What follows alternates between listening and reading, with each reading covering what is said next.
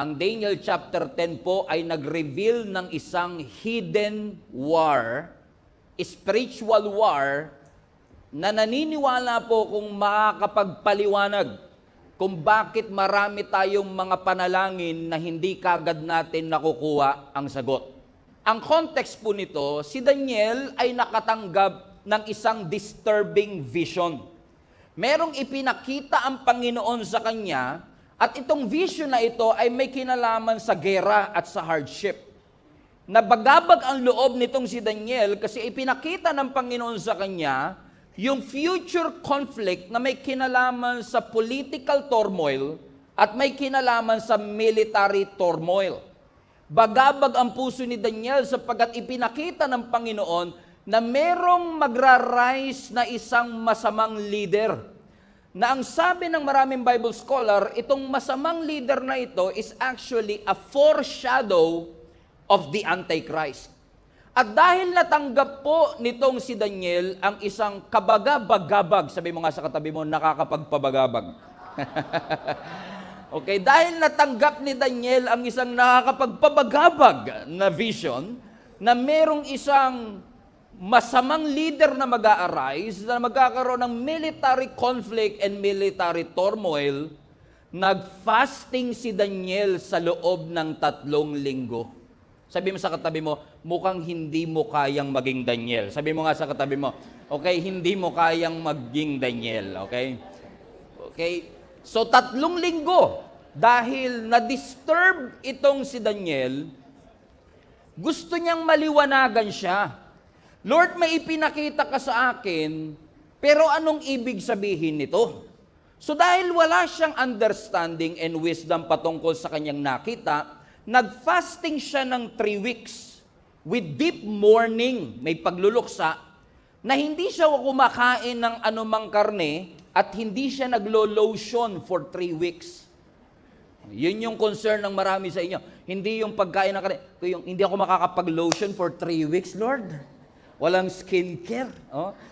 Noong unang panahon kasi, yun ay sinyales ng kanilang pagluluksa. Kung pamilyar ho kayo sa Middle East kasi very dry ang kanilang weather, so moisturizer and lotion is a must. Okay?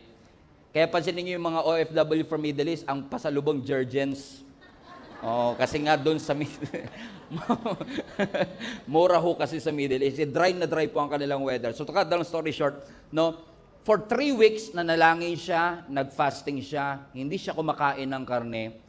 And for 3 weeks, watch this, nananalangin siya sa loob ng 3 linggo, wala siyang makuwang sagot. Hindi siya aware na habang nag-aantay pala siya ng sagot, siya pala ay under ng spiritual attack. And after 21 days, wala pa rin yung sagot, pero may dumating na isang anghel.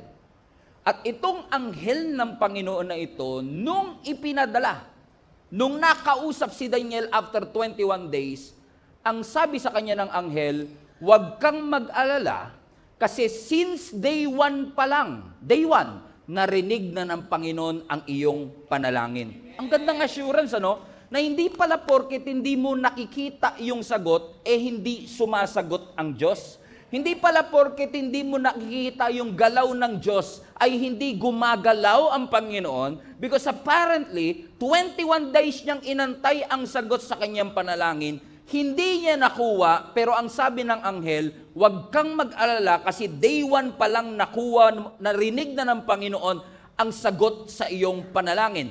However, ang sabi niya, ipinadala na yung sagot nung day 1 pa lang, pero merong spiritual forces, territorial spirit sa kingdom of Persia. Now, Persia is a modern day Iran. Okay?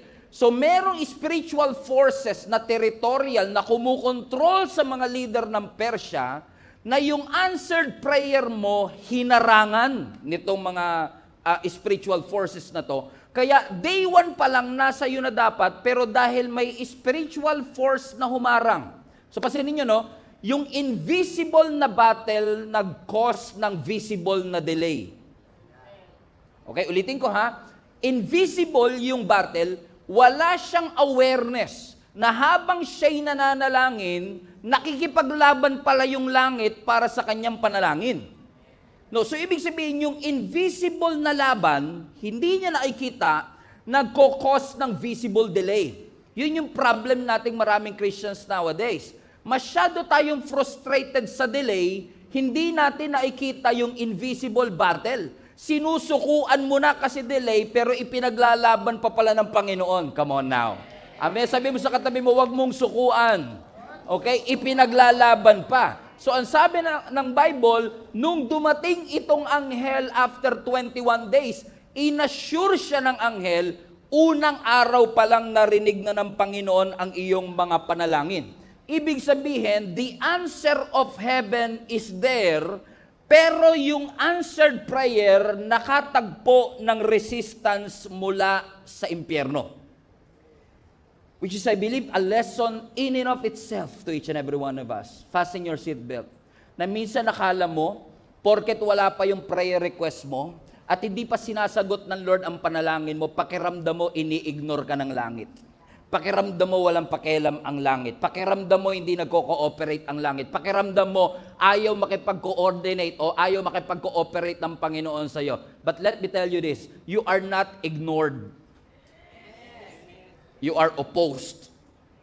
Hindi ka binaliwala. May opposition lang doon sa iyong prayer. Ano kaya yung maidudulot ng answered prayer na yan? That the hell is willing to block it and intercept it. Ano kaya ang pwedeng maidulot nito sa pananampalataya mo na gagawin ni Satan ang lahat para hindi mo matanggap ang sagot sa iyong mga panalangin? So hindi inignore ng Lord si Daniel. Hindi niya nakuha ang sagot sa panalangin niya dahil kulang siya sa pananampalataya. Full of faith si Daniel, he was not ignored, but he was opposed. So ibig sabihin mga kapatid, hindi lahat ng delay sa buhay mo natural. May mga delay na bunga ng opposition ng kaaway. Kaya hanggang ngayon, 5 years na, wala pa rin yung sagot sa iyong panalangin. And I can tell you this because I myself have been praying for something na pakiramdam ko long overdue na. Kasi minsan nilalagyan natin ng due date, yung due season ng Panginoon. Ang mga pangako ng Lord walang due date, pero laging may due season. Hindi mo pwedeng lagyan ng deadline ang mga pangako ng Diyos, pero ang pangako ng Panginoon, in due season you will harvest. If you don't give up. If you keep on keeping on. If you will keep on praying and persevere, ang sabi ng Scripture, you will receive it. To the point na sabi ng Scripture, day 1 pa lang, nagpadala na ang Diyos ng anghel para sabihin kay Daniel, ito ang kasagutan sa iyong panalangin. So nagpadala ng messenger angel, unfortunately, because matindi ang answered prayer, matindi rin ang resistance. So dahil hindi pa dumarating in 3 days, nagpadala ang Lord ng another reinforcement. But this time, a warrior angel, archangel. Ano yung mga archangel is one of the most prominent angels in the Bible. Pag sinabing archangels, chief of angels. So you have to, we don't have time for theology, but you have to understand na sa langit, ang mga angel may ranking yan. So may mga messenger angel katulad ni Gabriel, pero may mga archangel, chief of angels. Ito yung mga leader of the heavenlies na warrior in and of itself. Minsan lang, kailangan lang natin tanggalin sa isip natin yung itsura ng angel. Kasi minsan, pag nakakita ka ng maganda, ang cute mo. Girl, you're my angel. You're my darling baby. Diba? Kasi pag nakakita ka ng cute, laging angel. Pero kung titignan niyo po ang, kasi tayo pagka sinabing angel, yung naka-diaper, maliit yung pakpak, mga pang-Valentine's ba? Diba? Pero tignan nyo sa Bible, every time makakakita sila ng anghel, napapaluhod sila, napapadapa sila sa takot. So kung hindi nakakatakot ang itsura ng anghel, imagine niyo nakita ni Moses ang anghel, sabi niya, ang cute. Hindi nga ganun. Dapat ganun ang reaction ni Moses. Pero dahil hindi cute ang mga angels, so to speak, katulad ni Lucifer, he was once an angel. Ang description ng Ezekiel sa kanya, ang kanyang katawan is made of a musical instrument. So probably may saxophone dito, may flute dito, may gitara dito, bass, we don't know. Pero definitely, nakakatakot ang kanyang itsura. So nagpadala ang Panginoon ng archangel. This is not just an ordinary angel. High ranking ito, warrior angels to fight on his behalf. Para sabi ng scripture, after 21 days, nung dumating itong archangel na ito, si Michael, ano sabi ng Bible? Natanggap niya ang sagot sa kanyang mga panalangin. Ibig sabihin, yung sagot sa prayer ni Daniel, delayed, pero hindi denied. Based on this text, I want to show you 3 stages of an answered prayer. No? Na kahit pa tayo ay opposed and under attack, naniniwala ako na ang Panginoon is just so good that He wants to answer our prayers. Kung yan naman ay ayon sa kanyang kalooban, ipagkakaloob naman ng Panginoon. Pero ano ba yung 3 bagay na madalas pinagdadaanan natin mga Christians bago natin matanggap ang sagot sa ating panalangin? Number 1, based on the text, ang unang stage ng answered prayer is the pressure. Pressure. Everybody say pressure. Ano ang sabi ng Bible sa verse 13? Balikan nun natin. But for 21 days, the spirit prince of the kingdom of Persia, highlight that part, okay, blocked my way. So ibig sabihin, itong angel messenger, papunta na sana siya para ihatid ang kasagutan, pero hinadlangan siya. May resistance, may pressure para hadlangan yung sagot sa kanyang mga panalangin. Magandang correlation to doon sa main text natin last Sunday sa Ephesians chapter 6 verse 12, na ang sabi that our struggle is not against flesh and blood, pero saan daw po? Through rulers, authorities, or principalities of the unseen world, against the mighty powers in the dark world, and against the evil spirit in the heavenly realms. Now, for those who are interested, kung ang mga angel may ranking, ang demonic forces meron din. May rulers, principalities, mighty powers in the dark world, and against evil spirits in the heavenly realms. Anong ibig sabihin nito? Dahil nanalangin nitong si Daniel for understanding, hinadlangan ng kaaway na matanggap niya yung understanding na yon at nagpadala ang kaaway ng opposition, ng pressure para hindi niya matanggap ang sagot sa kanyang mga panalangin. And most of the time, masyado tayo nakafocus sa visible delay na nakakalimutan nating i-rebuke ang mga invisible forces na humahad lang sa ating mga panalangin. Listen to me, church. Ang mga delay sa buhay natin could be a spiritual pressure. Yung bang nararanasan nyo ba ito na pray kayo ng pray, nabuksan ng Lord yung pintuan, pero 3 years na sarado pa rin.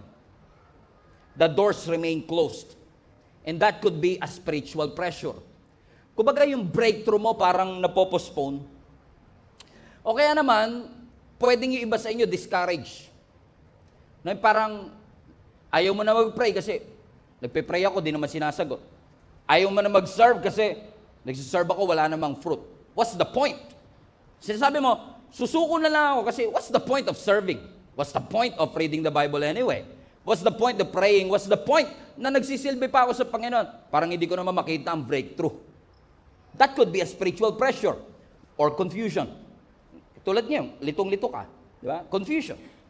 Okay? Dati, ang clear ng pagtawag ng Lord sa'yo. Ang clear ng direction. But all of a sudden, yung klaro naging malabo. It becomes unclear and now you're confused. What is your identity in Christ?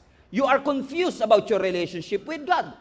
You are confused dun sa iyong identity. You are confused about your calling. You are confused about, ano na ba? Saan na ba ako pupunta? Saan ba ako dinadala ng Panginoon? And that could be a spiritual pressure na pinagdadaanan natin mga Kristiyano. And in case hindi pa kayo makarelate, baka dito makarelate na kayo. Fatigue. Natulog ka, paggising mo, ina-expect mo, rested ka, pero nung natulog ka, 8 hours, paggising mo, pagod ka pa rin. Ang tawag doon, fatigue. Unusually tired. Ibig sabihin, lahat ng ginagawa mo parang mechanical, lahat na lang parang routine. You cannot seem to see anong point, anong why, anong reason ko ba itong ginagawa, na kahit maliliit na task, parang ang bigat gawin. Why? May fatigue. You are not just tired. You're fatigued and burnout. And all of these things are actually spiritual pressure na ginagamit ng kaaway para tayo ay pahintuin. Katulad ni Elijah, remember? Si Elijah, nung tinalo niya po yung 450 prophet ni Baal, na nagpababa siya ng apoy, remember that? Na buong half day, pray ng pray ito mga false prophet, walang apoy na bumagsak. Pero si Elijah, saglit lang. Kasi totoo Diyos mo, pag totoo ang Diyos mo, saglit lang talaga. No? Nanalangin siya ng apoy, bumagsak yung apoy. It was a huge achievement. It was the talk of the town, viral sa YouTube. Come on now. Okay, chinap-chap sa TikTok, viral sa TikTok. Pero after ng achievement, after ng victory, asan si Elijah? A few hours later. Asan si Elijah? Nandun, burnout, depressed. At sabi niya, ako lang naman ang nag-iisang prophet na natitira pa. He was overwhelmed. He was depressed because even prophets gets overwhelmed too. Even the strong gets tired too. Hindi porket malakas, hindi napapagod. Hallelujah. Amen. Hindi porket anak ng Diyos, hindi porket anointed, ay hindi na napapagod. And that's exactly what happened to Elijah. Pero anong ginawa ng Panginoon? Amen? Imbis na sigawan siya, anong sabi ng Bible? Pinakain siya, pinagpahinga siya, and he was able to do ministry again because he was well-rested and well-fed. Sabi mo sa katabi mo, baka gutom lang yan. Okay, baka pagod lang yan. Amen? Even Jesus have gone through overwhelmed seasons sa kanyang buhay. Sino inyo nakakaranas kayo ng overwhelming feeling sa inyo? Na parang you feel small with this kind of task. Parang you feel weak. You feel like you don't have the education, the experience for it. Even our Lord Jesus have felt that way. On the Garden of Gethsemane, ang sabi ng Scripture, He sweats like drops of blood because of the overwhelming pressure, so to speak, na alam niyang ibebetray siya, ipagkakanulo siya ng mga taong pinag-invisan niya ng kanyang panahon. Mga taong nakasama niya. Pero tatandaan niyo to, yung simula kung saan na-overwhelm siya. Ang sabi ng Scripture, doon din nagsimula ang katagumpayan ng bawat isa sa atin. Amen? Alam niyo kung bakit? Because sometimes pressures are necessary. Some pressures are necessary. Kasi ang switch ng ilaw, hindi bubukas ang ilaw pag di mo in-applyan ng pressure. So magkakaroon lang ng ilaw pag may pressure. Ang musical instrument, hindi tumutugtog ng walang pressure. So may mga breakthrough sa buhay natin na hindi natin makakamit kapag di tayo dumaan sa pressure. So pressures are necessary, and in fact, sometimes pressure is the only way. So sometimes we have to welcome those pressure. Even David have gone through overwhelming sense of pressure. Imagine ninyo mga kapatid, hinahabol siya ng mismong hari. King Saul was trying to kill him. And for 10 years, he was running for his life. And finally, ang sabi ng Bible, nung nasa kuweba itong si David at nagtatago dito sa hari na gustong pumatay sa kanya, he made an encouraging and inspiring statement that I want you to read. Sabi ng Psalms 142 verse 3 to 5, when I am overwhelmed, you alone know the way I should turn. Wherever I go, my enemies have set traps for me. I look for someone to come and help me, but no one gives me a passing thought. No one will help me. Anybody can relate to that? No one cares a bit what happens to me. Verse 5, and then I prayed to you, and I said, you are my place of refuge, and you are all I really want. Now listen, si David nasa kuweba, isolated, under stress, emotionally unstable, emotionally drained. At habang nananalangin siya, napatunayan natin kung kanino kasi ang pressure, it will reveal who you are and whose you are. Hindi lang i-reveal ng pressure kung sino ka, i-reveal din ng pressure kung sino talaga ang Diyos mo. Amen? Na ang sabi ng Bible, nung na-overwhelm ako, napagod ako, hiningan ko ng tulong yung mga taong akala ko makakatulong sa akin. Nilapitan ko sila para makahingi ako ng tulong. na-frustrate lang ako kasi people will disappoint you. Pero nung lumapit ako sa iyo, sabi niya, at sinabi ko, Lord, ikaw ang aking sandigan. You are my refuge. And na-realize ko, you are the only one that I need. Balik mo nga yung verse 5, anak. What's this? Ang sabi ng scripture, nagnalangin ako, sabi ko, you are, highlight this part, you are my place of refuge. Now listen, nasa kuweba siya at this point. Nasa cave. Literally, ang refuge niya yung cave. Yun ang nagiging shield niya para sa mga gustong humabol sa kanya. Pero hindi niya sinabing, itong cave na to ang aking refuge. No, he recognized kahit anong tibay ng cave, kahit anong tago ng cave, ang tunay na makakapagligtas sa akin, ang tunay na makakatulong sa akin, hindi yung kuweba, kundi yung mismong ating Panginoon. I don't know who is this for. Gusto ipaalala ng Panginoon sa atin, hindi finances ang tunay na kuweba natin, hindi education ang tunay na refuge natin, hindi connection ang tunay na refuge natin. Ang sabi ng Bible sa Psalms 46, God is our refuge and He is our strength. By the way, refuge, strength. Refuge, sandigan. Strength, lakas. Ano man ang kailangan mo, offense or defense, God is with you all along. Amen? Kung kinakailangang itago ka ng Panginoon sa kanyang malabay na pakpak, itatago ka ng Panginoon. Pero kung may mga pagkakataong kailangan mong lumaban, He is your strength. Amen? The name of the Lord is a strong tower. The righteous that will run into it, they will be saved. Palapakan natin ang Panginoon. He is a refuge. Amen. Hinahabol ako ng kaaway for many years. Yung hari mismo, nakapost ang poster ko kahit saan. Kalat ako sa social media, hinahanap ako ng may pinakamataas na katungkulan sa ating bansa.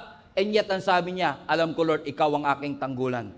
Ano sinasabi ni David? This problem is bigger than me. But my God is bigger than this. So the storm is bigger than me. But my God is bigger than this storm. This battle is bigger than me. But my God is bigger than this storm. This mountain is bigger than me. But my God is bigger than this mountain. This burden is bigger than me. But my God is bigger than this burden. I am overwhelmed, but I'm still anointed. I am overwhelmed, but I'm still chosen. Hindi ako overloaded, overflowing ang grace ng Panginoon sa aking buhay. Palapakan natin ang Panginoon. Hallelujah! Everybody say, God is my refuge! God is my refuge! So sa mga panahon na pakiramdam mo magbe-breakdown ka na because of the pressure, tandaan mo to. What if akala mo magbe-breakdown ka na pero ang totoo nagbe-breakthrough ka pala talaga? What if lang? What if lang? Kasi alam nyo, ang mga eroplano, pasensya kayo, marami ako illustration about eroplano. Mahilig kasi talaga ako sa eroplano. Pero alam nyo, ang eroplano, pinakamatinding resistance na kukuha ng eroplano pag pa-take off na siya. Amen? This is a reminder for each and every one of us. Kapag matindi na yung pressure, baka senyalis na yan, napangat na eh. No? Papunta na tayo dun sa next season. Kasi sa totoo lang, halimbawa ngayon, no, pag sira yung elevator, o kaya, actually, kahit hindi sira ang elevator, pag maraming umakyat, naghahagdan na lang iba sa inyo. Parang ang sama ng tingin nyo. Gawan nyo naman ang paraan to, Pastor. Every week na lang ako naghahagdan. Okay, we are trying. Okay. Pag sa unang ano ka pa lang, ground floor ka pa lang, naka-makeup ka, no? Ganda, Bis na bis ka, may pabango ka, ano ba yung pabango, yung blue water? Naka-Dior ka pa, di ba? Celine Dior, okay. Pabango, first floor, di ba? Akyat ka, la. Ganado ka pa eh. Pero pagdating ng second floor, hinihingal ka na. Third floor, sabi mo, kumakapit ka na sa kasama mo. Fourth floor, gumagapang ka na. Fifth floor, sabi mo, ano ba naman simbahan to? Taas naman kasi.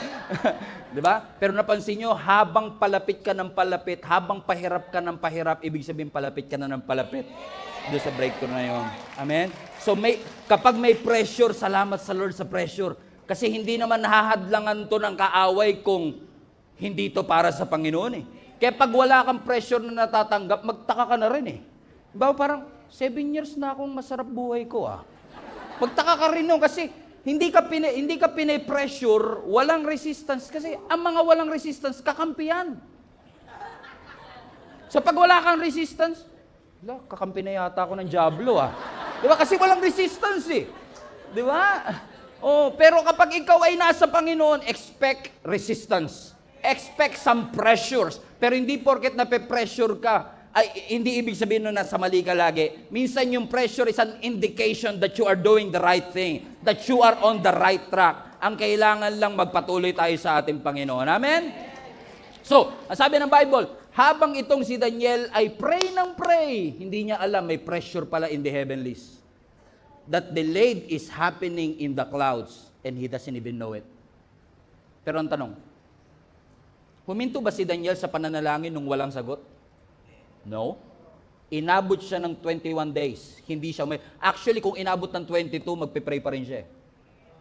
Why? Because hindi niya hinayaan na yung kawalan ng sagot ay magbubungan ng kawalan ng pananampalataya at pananalangin. Which leads us to our second point. Sa lahat ng prayer items, sa lahat ng prayer natin, laging may pressure. Pero tatandaan nyo, ang susi, dapat may number 2, perseverance. Persevere. Maging persistent. Sabi mo sa katabi mo, padayon lang. Padayon good. Di ba? Tuloy-tuloy, kahit mahirap. Ano sabi ng verse 12? Then he said, don't be afraid, Daniel. Highlight this part. Since the first day you began to pray. So biruin mo, mula day 1 nagpe-pray siya. Ano kanyang pinapanalangin? Gusto niya ng understanding. To humble himself before the Lord. Sabi ng Bible, since day 1, your request had been heard in heaven. Which means, mga kapatid, hindi siya sumuko. He fasted, he mourned, he sought the Lord, and he kept going. Even though wala siyang kamalay-malay, kaya pala nadidelay, nakikipaglaban yung langit para sa kanya. Pero nag-persevere siya. Pero what if sumuko siya ng day 14? Kung sumuko siya sa pananalangin ng day 14, at sinabi niya, pray ako ng pray, 2 linggo na, wala naman. Ano pang punto na pray ako ng pray? Baka naman nabibingi na yung Diyos o hindi kayang gawin to ng Diyos. Susuko na lang ako. Pero hindi niya yun ginawa, mga kapatid. Kasi ang perseverance, hindi yan yung nalalangin ka lang ng isang beses and then you will hope for the best. Hindi ganun ang perseverance. Ang tunay na perseverance, kahit wala kang sagot na nakukuha, tuloy ka pa din. Kahit hindi mo nakikita ang ebidensya, tuloy ka pa rin. Naalala niyo po yung mga Israelites? Nung umiikot sila sa Jericho Wall, ilang araw silang pinaikot ng Panginoon? 7 days. At ang mahirap dito, mga kapatid, sabi ng Bible, 7 days na silang pinaikot, bawal pa sila magsalita. Sabi ng Bible, shut up. Alam mo, nung una sabi ko, ano kayang relevance ng hindi sila nagsasalita? Pero alam mo, na-realize ko, may point din talaga si Lord. Si Lord talaga matalino rin eh. Kasi imagine mo, no, nasa promised land na sila, diba? Kating-kating na sila doon sa, tagal nating inantay ito. 40 years tayo sa wilderness. Nasaan na yung promised land? May Jericho Wall. Ang laking city. Sabi ng Bible, ikutan nyo yan. Huwag kayong magsasalita. Every day. So imagine niyo to, unang araw, pinakintab nila yung espada, pinakintab nila yung armor, nilutuan silang asawa niya ng champurado. Honey, sweetheart, mukhang mapapalabang kayo today. Makakalaban yung mga taga-Jericho. Oo nga eh. Pero di ko nga alam yung request ng leader natin. Weird nga, sabi niya, bawal daw magsalita. Pero iya mo na. Pero imaginein mo, kung pwede silang magsalita. Pag-ikot nila, Jericho Wall. Alam mo, Brad, nagtataka ako dun kay Joshua, yung leader natin. Pero mo, 40 days na tayo nasa wilderness, paikot-ikot tayo. Pagdating ng promised land, ikot na naman.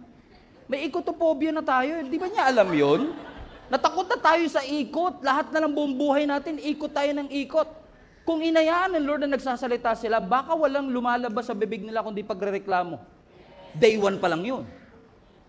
Day 2. Pag uwi ng soldier nung gabi ng day 1, honey, parang walang galos yung armor mo ah. Nagtataka nga ako doon kay Josh eh. Kasi dapat lalabang kami. Hindi kami, pinaikot lang kami. Bawal pa kami magsalita. Pero baka bukas. Kinabukasan, maaga siyang gumising, sopas naman ang niluto. Galingan mo, honey, ha? May goodbye kiss pa. Punta sila, sabi nila, boss, atake na ba tayo? Hindi, ikot lang kayo uli. Huwag kayong magsasalita, ha? Alam mo, buti na lang walang cellphone noong unang panahon. Kasi kung bawal sila magsalita, pwede sila mag-chat. Imagine mo, umiikot sila, nag-chat sila. Meron silang GC na wala si Joshua doon. Alam niyo ibig sabihin? Right? Aminin nyo, meron kayong GC na wala tatay nyo doon, meron kayong GC na magkaka-opisina na wala yung boss nyo doon, meron kayong GC na magkaka-ministry na wala yung leader nyo doon, meron kayong GC na wala ako doon. Meron nga kayo, ha? So meron silang GC, nag-chat sila sa GC at everyone. At everyone. Highlights. Brad, magpatingin na kaya tong leader natin. Pangalawang araw na, ang kintab pa naman ng espada ko. Pinaglutuan, tapos papaikutin lang tayo. Siguro pagdating ng day 3, iba sila, skeptical na eh. What's the point? Ni hollow blocks nga, walang bumagsak eh. Kasi di ba parang mas encouraging magtuloy pag nakakita ka ng progress. Yung sit-up ka ng sit-ups, naka 5,000 ka na, wala, absent pa rin siya. Di ba? What's the point of exercising? What's the point of coming to school? What's the point of coming to church anyway? Kung wala naman ako nakikitang resulta. Pero tatandaan nyo ito mga kapatid, most of the time, progress is not obvious.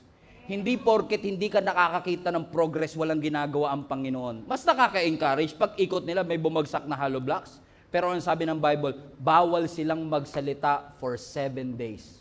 Pagdating ng 7th day, gising na naman sila, iba siguro babagal-bagal na sila. Hindi na napakintab yung armor. Hindi na nila ini-ready yung espada. What's the point, 'di ba? Alam ko na gagawin natin diyan. Ikot na naman tayo.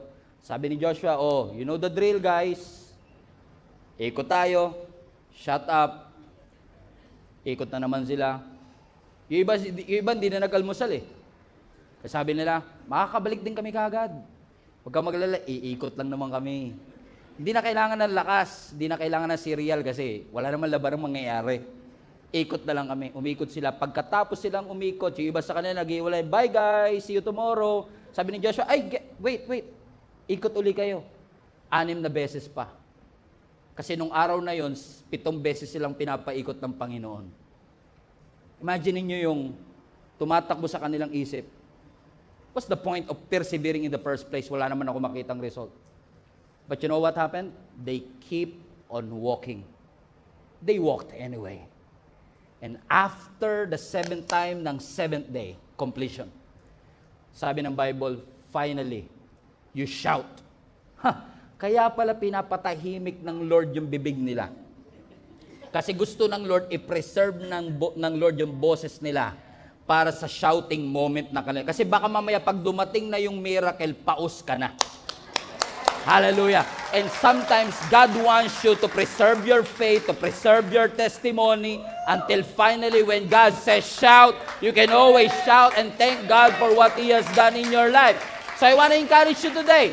I don't know who is this for. Kung hindi ka man makakita ng resulta, pray anyway. Nakakaramdam ka pa rin ng sintomas, pray anyway. Matindi pa rin ang luha mo, pray anyway. Nalulungkot ka pa rin, pray anyway. Hindi mo makita ang reconciliation sa family, pray anyway. I'm not praying dahil gusto ko makakita ng resulta agad. I'm praying because I trust the Lord na siya ang nagsabi nito sa akin. Okay? Ang sabi ng doktor, kumakalat pa rin ng cancer but I will pray anyway. Ang sabi ng pamilya ko, may problema ko financially but I will pray anyway. Ang sabi ng magulang ko, hindi ako makakapag-enroll next sem but I will pray anyway. Why? I want to persevere. Kasi kung ngayon ako susuko, what if sinusukuan ko yung pinaglalaban pa lang pala ng langit para sa akin? I will never allow that to happen.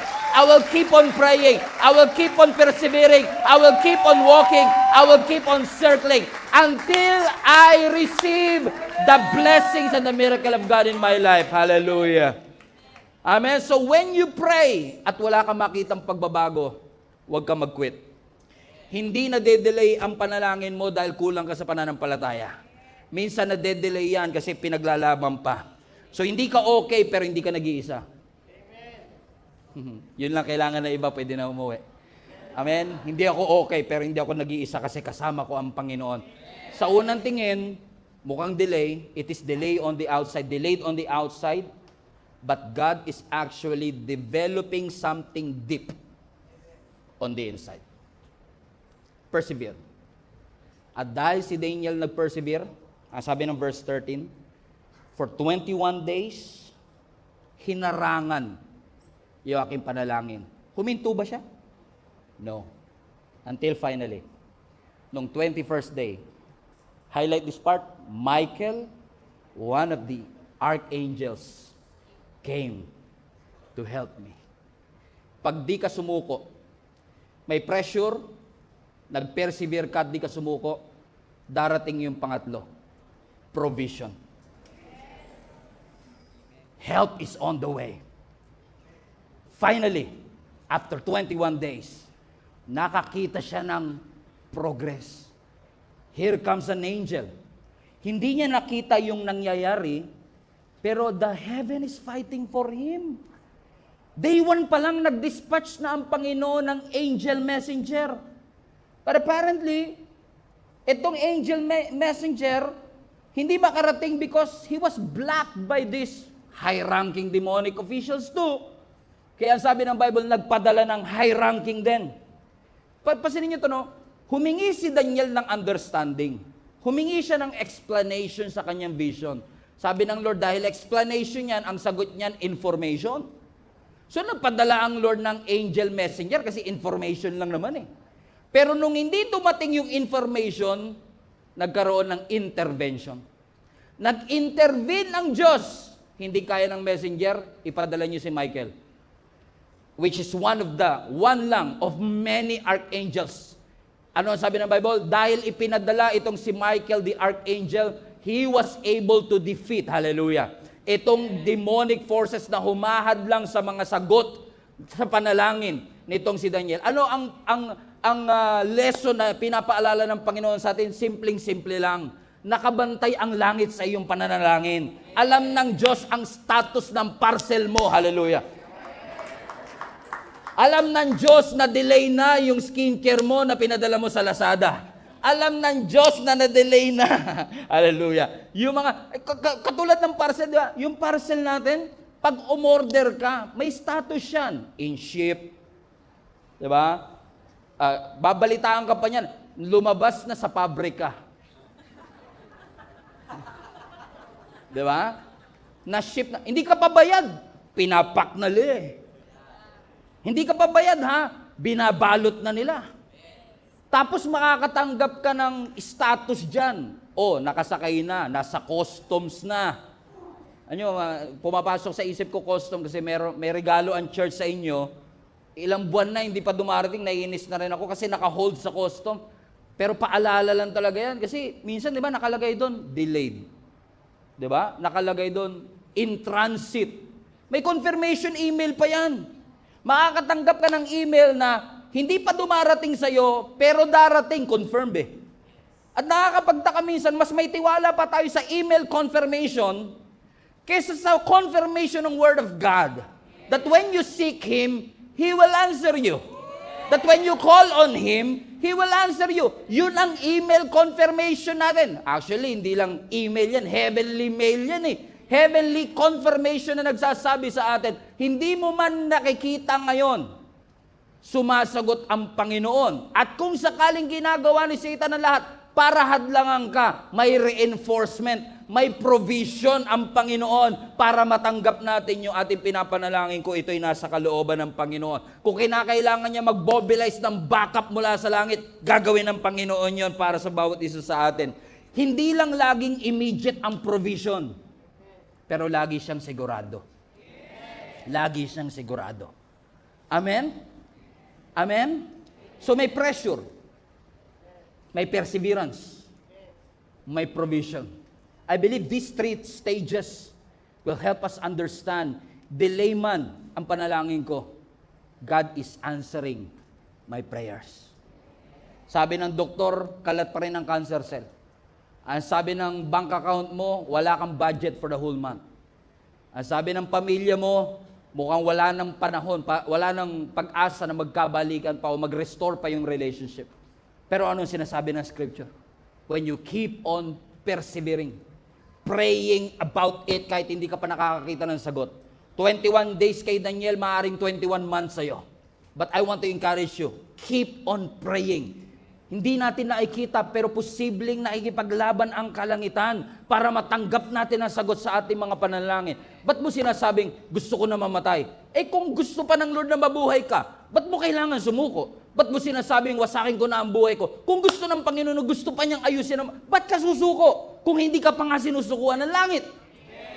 Keep on persevering. The best is still yet to come because the provision is on the way, help is on the way, the answered prayer is on the way.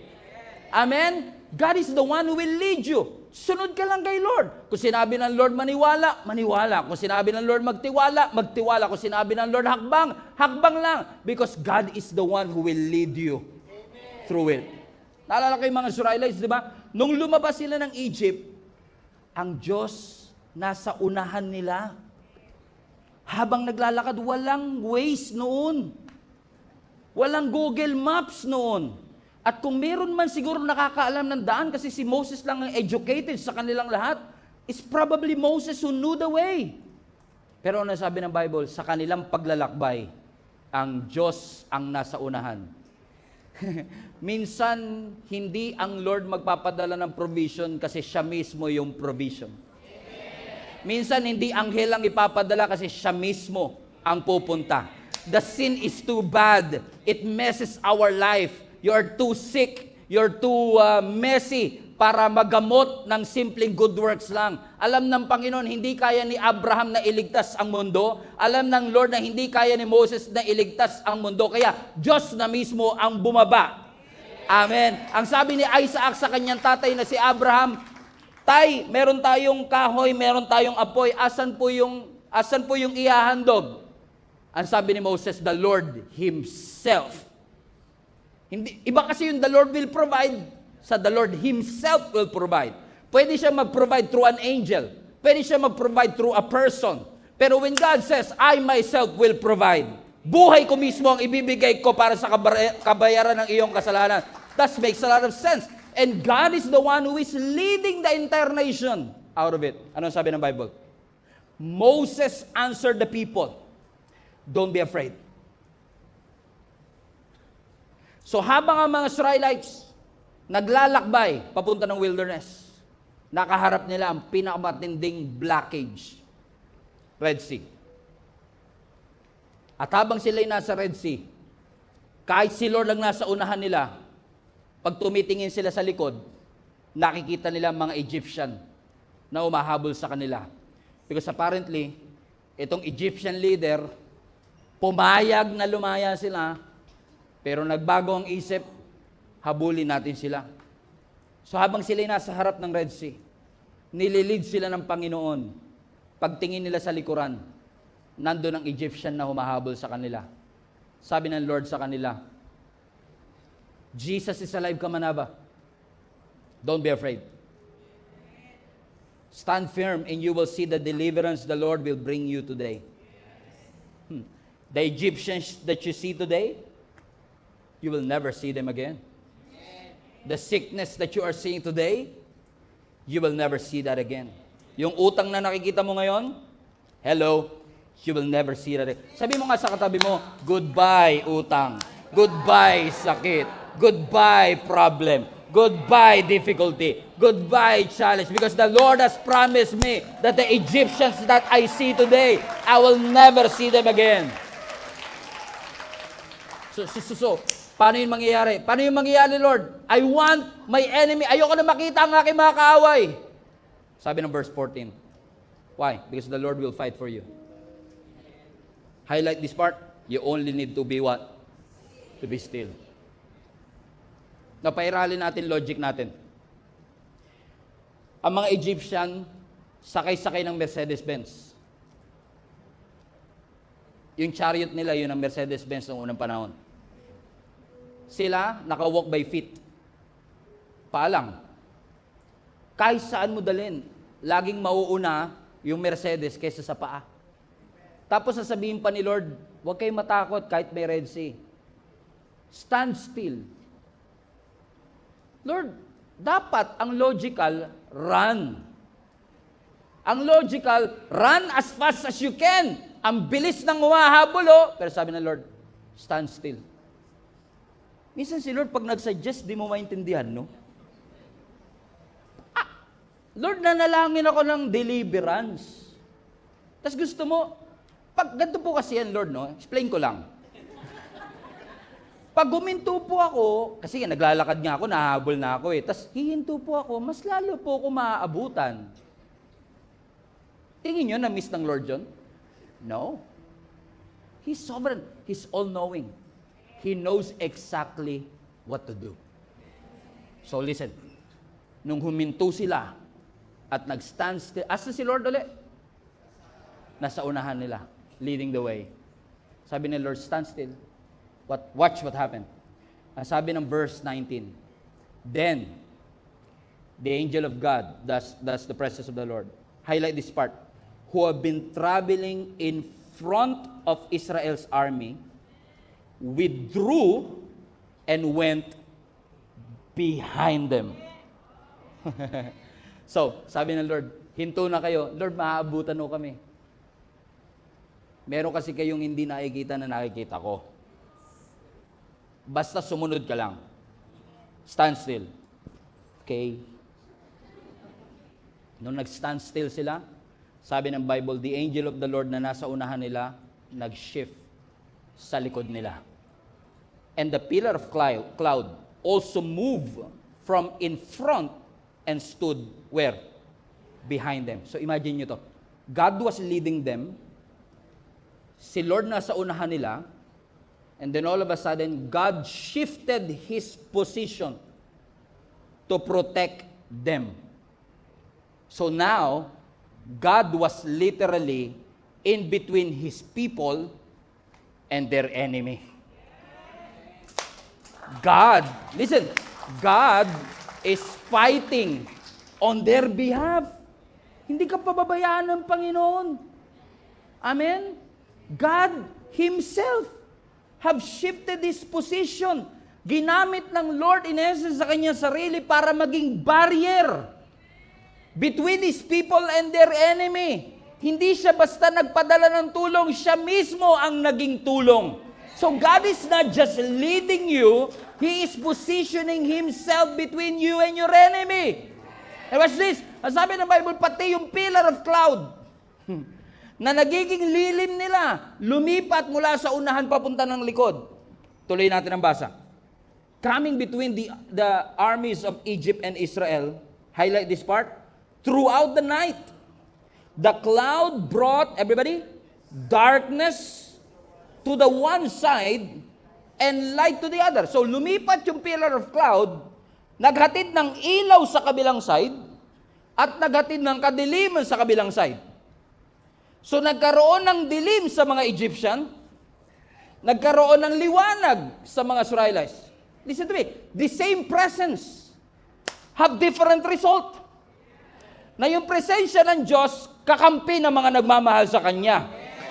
Pero bangungot sa mga kaaway ng Diyos. Hallelujah.